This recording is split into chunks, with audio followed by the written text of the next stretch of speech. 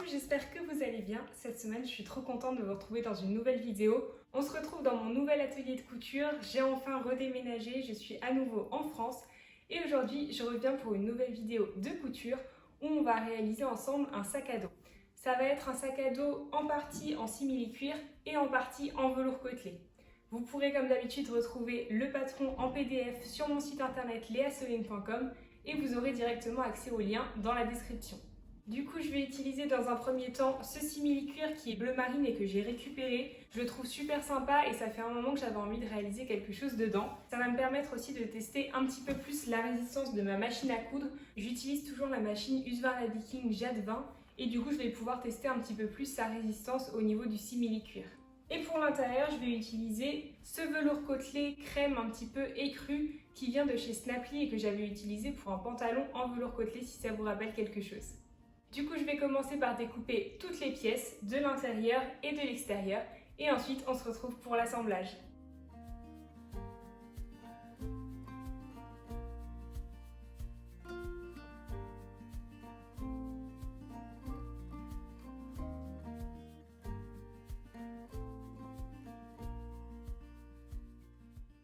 Il y a au total 10 pièces à découper pour ce sac. On a d'abord 4 pièces qui serviront pour le dos et le devant, 2 en simili-cuir pour l'extérieur et 2 en velours côtelé pour l'intérieur. 2 rectangles pour le dessous du sac, encore une fois un en simili-cuir et un en velours, 2 rectangles pour les bretelles et 2 rectangles pour le rabat. On va commencer par récupérer les 2 pièces pour les bretelles qu'on va venir coudre une à une.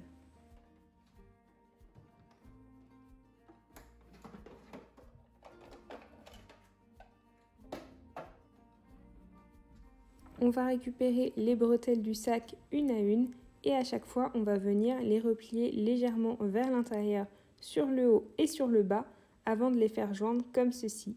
On peut ensuite faire une couture sur toute la longueur des deux côtés.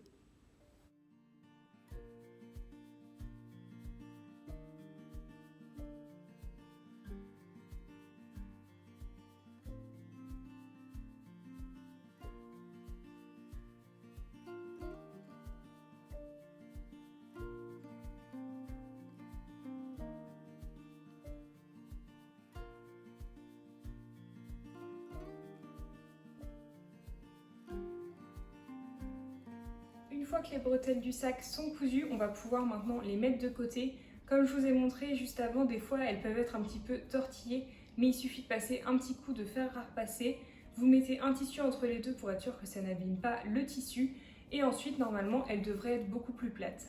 On va maintenant récupérer les parties du devant et du dos du sac, donc dans le tissu en simili-cuir et dans le tissu en velours côtelé. Et on va les assembler entre elles à chaque fois par deux, donc les deux tissus en velours côtelé et les deux tissus en simili-cuir, endroit contre endroit, et on va les coudre sur les deux côtés. Pour avoir une jolie surpiqûre, une fois que ma première couture endroit contre endroit est faite, je vais venir en réaliser une seconde à 2 mm juste à côté de la première. Quand les côtés sont cousus sur la partie de l'extérieur du sac et de l'intérieur, on va maintenant pouvoir passer à la pose du dessous du sac. Donc en simili-cuir et en velours côtelé encore une fois. On va faire du coup le velours côtelé et le simili-cuir séparément. Donc on va toujours les assembler endroit contre endroit. Donc cette partie-là du dessous du sac avec la partie qu'on vient de coudre sur les côtés. Sur le dessous du sac, pour l'instant, on est sur des angles, mais lors de la couture, on va venir former des petits arrondis. Et en même temps, dans cette même couture, on va venir glisser les bretelles du sac à dos sur le dos du sac.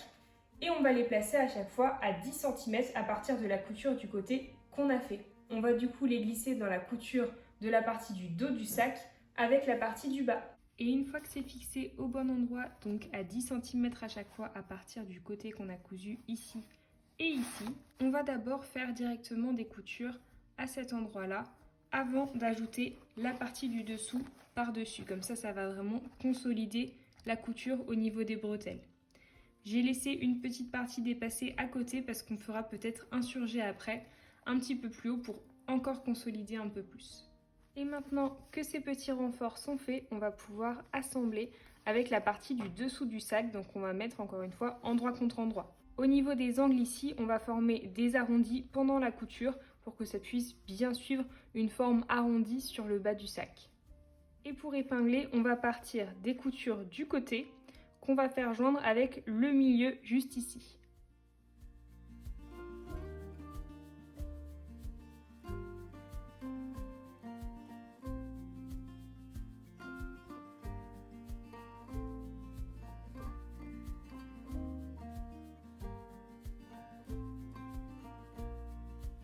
Voilà ce que ça donne. J'ai fait la couture 2 fois pour être sûr que ça tienne bien. Là, ce que je vais venir faire, c'est que je vais couper les excès de tissu, donc par exemple dans les coins, là où on a fait un petit peu des arrondis. Et ensuite, je vais essayer de faire une couture plaquée comme ce qu'on avait fait sur les côtés, comme ça pour que ça rentre vraiment bien à l'extérieur. Donc je vais venir plaquer la petite partie de tissu qui est là sur le côté ici. Et je vais faire une couture à environ 2 mm de la première.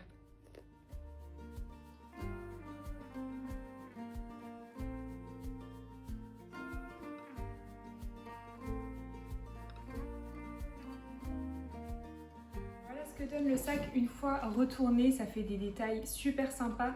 Cette partie-là, je vous le cache pas, c'est la partie la plus compliquée de ce projet-là parce qu'il y a beaucoup d'épaisseur à passer et c'est vraiment un travail très minutieux. Là, avec ma machine à coudre, j'ai la possibilité de régler la vitesse de couture. Et si vous pouvez le faire sur votre machine à coudre, je vous conseille vraiment de le faire aussi pendant le passage des épaisseurs et ça va vraiment aider lors de la couture. Du coup, lorsque c'est fait, on fait la même chose mais cette fois en beaucoup moins compliqué avec la partie en velours côtelé. Donc à chaque fois, on a le fond qui est mis. On va pouvoir bientôt assembler l'intérieur avec l'extérieur du sac, mais pour l'instant on va quand même mettre ces deux parties-là de côté et on va récupérer les deux parties qui serviront pour le rabat du devant du sac. Donc on va les coudre endroit contre endroit sur tout le tour. Vous pouvez soit garder les angles, soit faire des petits arrondis encore une fois si vous souhaitez, c'est en fonction de vos goûts. Donc on va coudre sur tout le tour endroit contre endroit en laissant une ouverture, ensuite retourner et faire une surpiqûre sur tout le tour. Bien sûr, avant de retourner, on n'oublie pas de couper dans les angles et dans les deux petits arrondis du bas avant de retourner et de surpiquer sur tout le tour. Quand le rabat est fait, on va maintenant passer à la pose de bouton pression. Je vais en poser un sur le rabat et je vais aussi en poser sur le sac en lui-même. Je vais vous montrer un petit peu. Là, sur le côté, j'avais envie que ça puisse se rabattre si par exemple le sac n'est pas très plein. Donc un petit peu comme ça, avec un bouton qui viendrait se joindre ici et ici. C'est quelque chose que j'ai déjà vu sur des sacs et du coup j'avais envie de le faire pour celui-là. Donc là ce qu'on va faire c'est qu'on va poser un bouton pression et son contraire juste ici pour que ça puisse se fermer là. Pareil de l'autre côté et un bouton pression ici. Celui qui sera ici pour refermer le sac avec le rabat, on viendra le poser à la fin. Pour celui qui est ici, j'avais envie de quelque chose de joli visuellement. Là, j'ai pas avec moi mes boutons pression métalliques, donc je vais quand même en poser un en plastique. Peut-être que je le remplacerai après. Mais en attendant, par-dessus le bouton pression, je vais venir coudre du coup par-dessus pour l'instant un bouton classique en bois que je trouve très joli pour pouvoir cacher un petit peu cet aspect-là. Mes boutons pression, ils viennent de chez Snapply, c'est un kit complet. Je vous mettrai de toute façon la référence de tout le matériel que j'ai utilisé dans la barre de description. J'ai posé le bouton pression sur le rabat et finalement je suis plus trop sûre de si je le cache avec le bouton en bois parce que je trouve que finalement c'est assez discret, j'en ai posé un en couleur noire. Et pour ceux des côtés, je viens d'y penser que maintenant, mais finalement on va déjà poser la doublure intérieure avant de mettre les boutons pression sur les côtés. Du coup on va la glisser à l'intérieur et ensuite on va rabattre le haut avant d'épingler et de coudre sur tout le tour.